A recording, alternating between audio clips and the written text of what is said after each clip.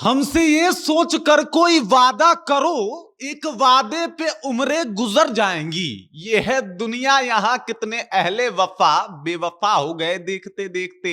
और ये गाना हम प्रशांत जी को डेडिकेट कर रहे हैं। प्रशांत किशोर जी जो आए तो थे बिहार बदलने के लिए, लेकिन जब इन्होंने देखा कि साहब बिहार ने इनको ठुकरा दिया, तो ये भी बिहार छोड़ के चले गए। कहा कि साहब अगर आपने ठुकरा दिया तो चलिए हम अपना रास्ता देखते हैं। मतलब इन लोगों के लिए राजनीति एक टर्म है। और आए, अपना प्रचार प्रसार किया, खूब पैदल चले, ये दावा भी किया कि अगर चुनाव हार गए तो 10 साल और पैदल चलेंगे। लेकिन साहब अभी शायद बेड रेस्ट पे हैं, अभी दिखाई नहीं दे रहे। लोग कह रहे हैं कि साहब ये तो दूसरे पुष्पम प्रिया चौधरी बन गए।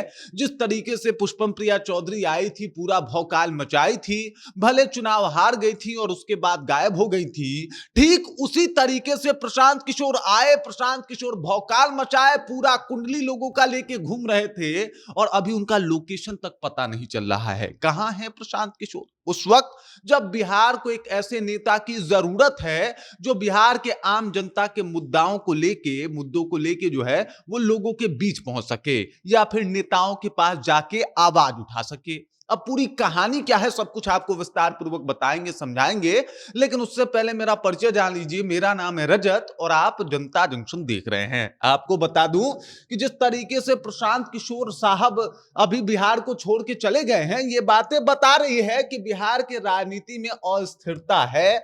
और खास करके प्रशांत किशोर की राजनीति में अस्थिरता है, क्योंकि देखिए जिस मोटिव से आए थे और जो लंबे लंबे दावे कर रहे थे, वो सारा दावा फेल हो गया। दावा फेल होने के साथ ही प्रशांत किशोर को यह समझ में आ गया कि राजनीति जो है वो सिर्फ पैदल चल लेने भर से या योजनाओं की बौछार कर देने भर से नहीं होती है, या फिर किसी और नेता को नीचा दिखा देने से भी नहीं होती है। सम्राट चौधरी हो, या फिर आपने देखा होगा कि कितने सारे लोगों का, सम्राट चौधरी हो गए, मंगल पांडे हो गए, दिलीप जायसवाल हो गए, तमाम लोगों का ये कुंडली दिखा रहे थे कि देखिए साहब इन्होंने लूट किया है। लेकिन किसी के खिलाफ ना इन्होंने एफआईआर किया, ना किसी के खिलाफ ये कोर्ट गए। और फिर सिर्फ मुंह जबानी किसी के ऊपर आरोप लगा देना, तो आरोप तो आपके ऊपर भी कोई लगा देगा प्रशांत जी, लेकिन आप आरोप का डट के सामना नहीं किए। चुनाव हारने के बाद प्रेस कॉन्फ्रेंस तो किए, ये भी दावा किए कि साहब हम घूम घूम के देखेंगे कि जो योजनाओं को देने का वादा सरकार ने किया है वो योजना लोगों तक पहुंच रही है कि नहीं।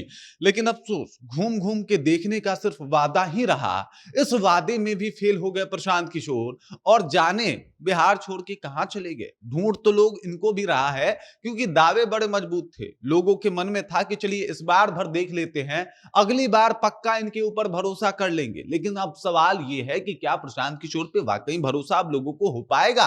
अगर वो इस तरीके से जनता को अकेले छोड़ के चले जाएंगे सत्ता वालों के पास, तो क्या प्रशांत किशोर जब अगले टर्म में आएंगे सिर्फ चुनाव के सीजन में, तो क्या वो चुनावी नेता नहीं कहे जाएंगे। और इसी वजह से प्रशांत किशोर के ऊपर आरोप लग रहा है कि ये दूसरे पुष्पम प्रिया चौधरी हो गए। अभी और तो और वो जो तमाम नेताओं को एकत्रित किए थे, चाहे कुछ भाजपा से आए हों, आरजेडी से आए हों, और इसके अलावा चाहे वो कांग्रेस से आए हों, जो नेताओं का झुंड इन्होंने एकत्रित किया था और अपने में मिलाया था, जितवाने का वादा किया था, उन तमाम नेताओं को बुलाए, तमाम नेताओं को पार्टी ज्वाइन करवाया और खुद गायब हैं। मतलब वो नेता भी जो है वो अपना माथा पीट रहे हैं, कह रहे हैं कि फोन मिला के पटना बुला के पीके ने कहा है हमको धोखा दिया। इस तरीके से उनके मन में बातचीत चल रहा है। कुछ लोगों का तो कॉलर ट्यून भी यही होगा कि भाई साहब बैरी ने कहा है हमें धोखा दिया। और इस तरीके से प्रशांत किशोर के ऊपर कई सारी बातें जो है वो सामने आ रही है कि दावे तो बड़े शानदार थे प्रशांत किशोर के, लेकिन उन दावों में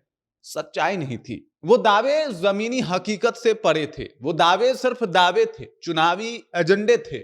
ये तमाम तरीके के आरोप लग रहे हैं और ये आरोप लगेंगे भी, क्योंकि अगर वक्त पे आप उपस्थित ना रहें तो आपके ऊपर आरोप लगता है। और ये आरोप एकदम से लोगों ने बताया कि साहब देखिए प्रशांत किशोर को होना चाहिए, प्रशांत किशोर को राजनीति में एक्टिव होना चाहिए, लगातार मेहनत करना चाहिए। आप आए 3 साल में 100 करोड़ रुपया जो है वो लगा दिया, और उसके बाद जो पहला टर्म रहता है जहां पे तमाम नेताओं को ढूंढा जाता है, उस वक्त जो हार को बर्दाश्त करके एकदम से आगे बढ़ता है उसके ऊपर आगे चल के लोग भरोसा करता है। तो आप तो हार के बाद मतलब चले गए ना, फिर क्या फर्क पड़ता है आपके वादों से, क्या फर्क पड़ता है आपके मजबूत इरादों से। ना आपके नेता खुद परेशान है, कह रहे हैं कि साहब कहाँ चले गए, हम लोग को छोड़ के चले गए। मतलब बता दीजिए, उन लोगों को कम से कम बता दीजिए। बाकी इस खबर, इस जानकारी को लेके आप क्या सोचते हैं? आपके जहन में क्या कुछ चल रहा है? कृपया कमेंट कीजिए और अपना विचार हम तक पहुंचा दीजिए। बाकी आप देख रहे हैं जनता जंक्शन और मेरा नाम रजत है।